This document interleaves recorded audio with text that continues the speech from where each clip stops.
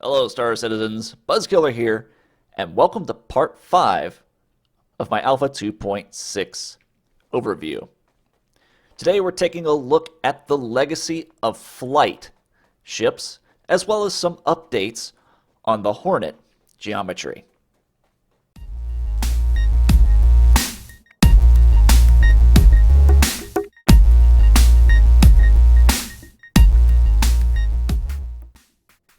The Legacy of Flight series, or as I like to call them, hero ships, are a group of fighters, 4 fighters, that have unique paint jobs and unique loadouts.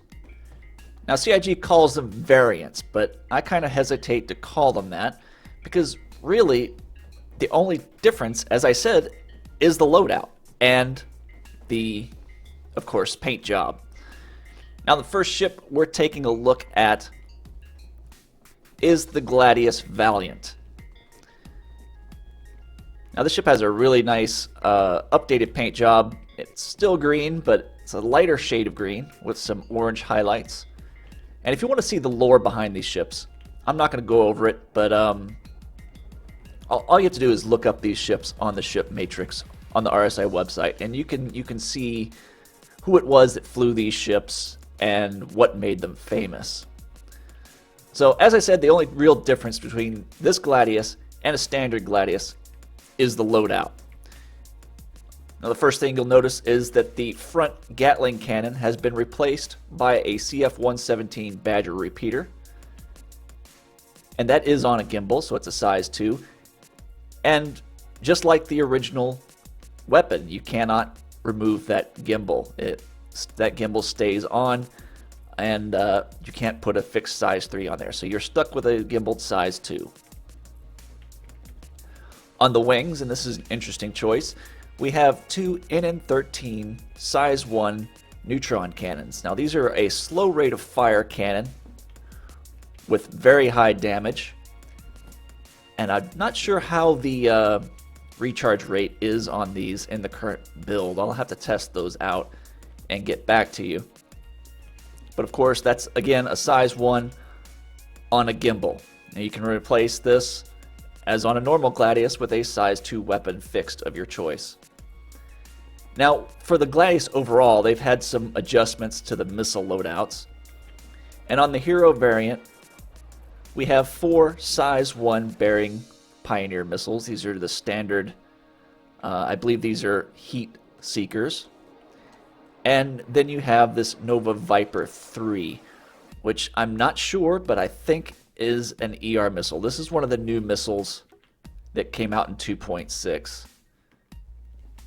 But again, I haven't tested this particular missile, so I'm not sure exactly what type of missile it is. But yeah, that's a size 3 missile. That's a pretty big increase. But again, it's the exact same on the standard Gladius. Maybe a different missile, but the same size hard points. It's a pretty cool looking paint job. Jump up here. It's got a few extra logos on there. ODP, what's this? Orion Defense Protection. I'm sure that's in the lore. Sounds like a militia of some sort. But anyway, let's move on to the next ship. And this is the Avenger Titan.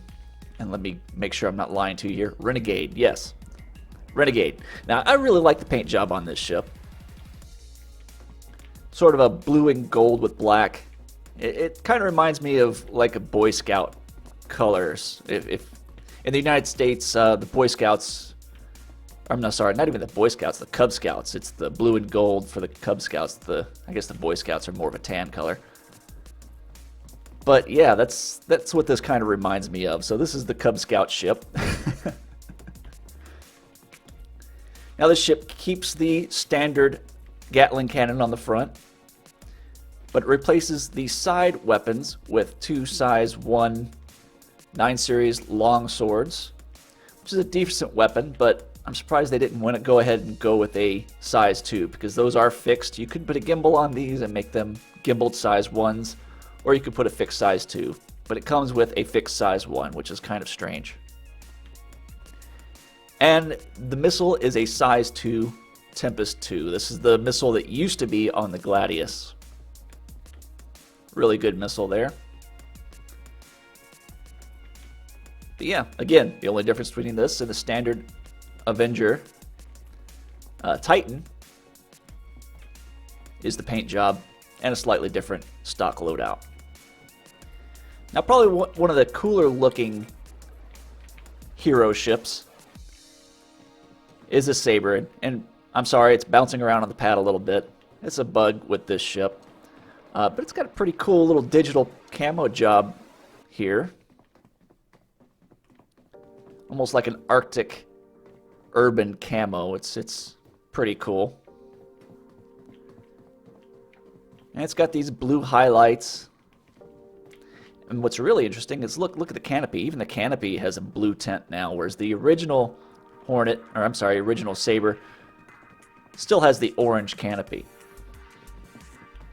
And that matches the red highlights, red canopy, I'm sorry, red canopy with the red highlights on the standard Sabre.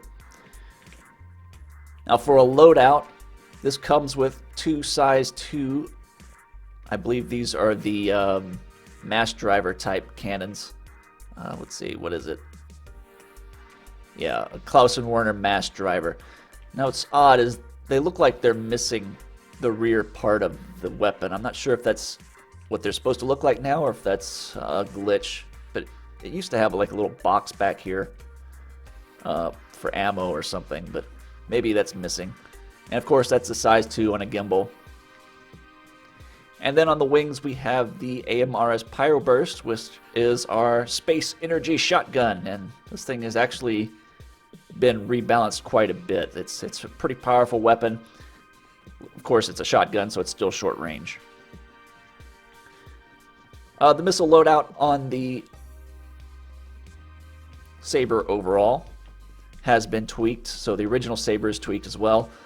This one comes now with 3 size 3 missiles, and that's 2 Thunderbolt 3s and 2 Bearing MSD 313s. And again, I don't know what these new missiles do because I haven't tested them all out extensively. Now the final hero ship is the Hornet Wildfire. This is another cool looking paint job. Now the Hornet, as I said in the title, the Hornet has gone through a bit of a rework. They've updated the model on it, so it looks a lot better. But I'll tell you about that here in just a moment. Of all the hero ships, this is probably the one I would buy if I were going to buy one. I'm not going to buy one, but if I were, this would be the one I'd buy, just because what this ship comes with is that ball turret, and the only other Hornet that comes with a ball turret that you can purchase is the limited Super Hornet. So that makes this ship probably the most valuable of all the hero ships. Now you can still mount the old size 3 turret here up front with the 2 size 1 weapons. You can get that off of the Voyager Direct store, but you cannot get that ball turret at the Voyager Direct store. The only way to get that ball turret prior to buying this ship was to buy the Super Hornet. And that ball turret for stock loadout comes with 2 M4A bearing laser cannons and some pretty big size 3 tarantulas on the wings here.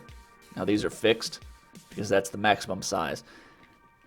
I'm surprised it doesn't have something on the nose, but you could put a fixed size 3 on here, a gimbaled size 2, or as I said before, 2 size 1s on that nose turret. Now the Hornets overall, all the F7C style Hornets missiles have been adjusted. They come with 2 size 1 missiles and a size 2 missile. So instead of the previous 4 size 1s, you now have 2 size 2 or 2 size 1s and 1 size 2.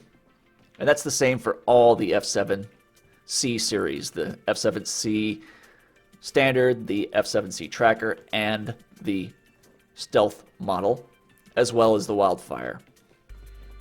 Now let's take a look at the ship. I mean, look at these textures. They've all been updated just recently. So the ship's a lot cleaner. One of the main things they've done, if you see the wings here, there's actually a cut into the body for those wings to fit now. So that looks a lot better instead of having them just sort of kit bashed in there.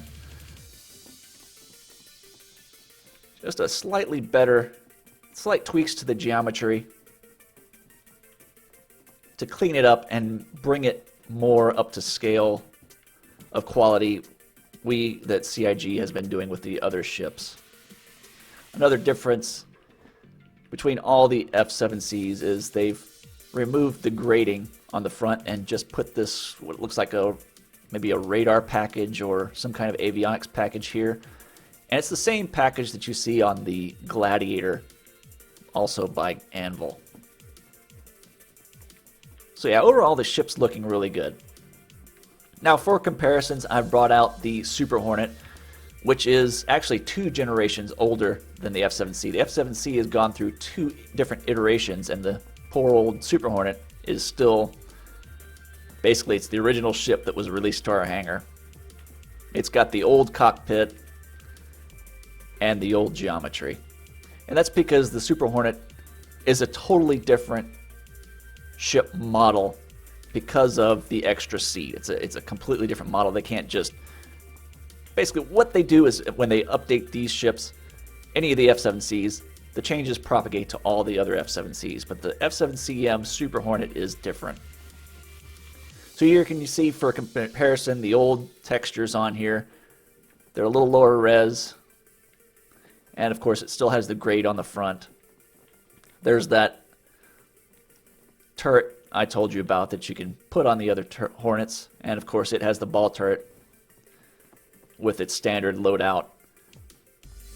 The other difference with the Super Hornet, and what still makes the Super Hornet viable, I think, is the fact that it can carry 2 size 2 missiles and a size 3. So that's 1 size larger than the standard F7C style Hornets. Now I brought the tracker in here because this is probably the coolest looking of all the Hornets in my opinion. It's got some extra bits on it that make it a little bit unique. Now the radar dome has always looked cool, and that's still pretty much the same. Maybe a little bit more detail. I don't remember if these cutouts were in this radar array before or not. I don't own this ship, so I haven't seen it in my hangar in a while. But that looks really, really cool. And then it's got this extra little nose scoop on it. And some antennas. There, get this antenna here, because this is the tracker model. Let me go ahead. Go back up to the high camera view. And you can see up on the top of that rear wing strut there, you can see another antenna on top of those. But again, the color scheme, the newly updated geometry, it just really brings this ship more in line, sorry about the cameras there, with the other ships in the game. Anyway, I'm not going to test fly these vehicles here because that would take forever.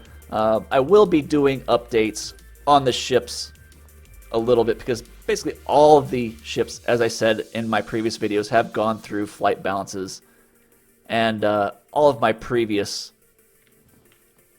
reviews on these ships from before Alpha 2.6 are pretty much null and void. So stay tuned for those coming up eventually, and I hope you enjoyed this particular video. And once again, this has been Buzzkiller, and I'll see you in the verse.